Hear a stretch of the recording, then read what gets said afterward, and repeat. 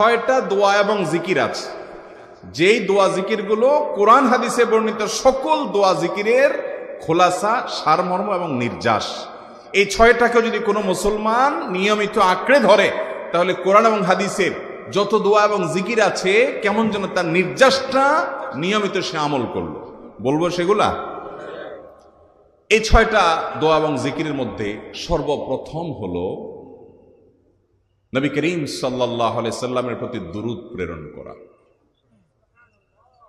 নবীজি সাল্লাল্লাহু আলাইহি সাল্লামের প্রতি দুরূদ প্রেরণ করার আমল এরকম আমল, আপনি যদি সারা দিনে শুধুমাত্র নবীজির প্রতি দুরূদ প্রেরণ করার আমলটাই জিকির হিসাবে সবচেয়ে বেশি করেন, দোয়া হিসাবে যদি এটাই আপনি সারাদিন করতে থাকেন, তো আপনার জন্য যথেষ্ট হবে, আল্লাহর কাছে আর কিছু না চাইলেও চলবে। দুরূদ মানে হলো নবীজির জন্য দোয়া করা। ভাই, আল্লাহ তার হাবিবকে রহম করবেন, আপনার আমার দোয়ার দিকে আল্লাহ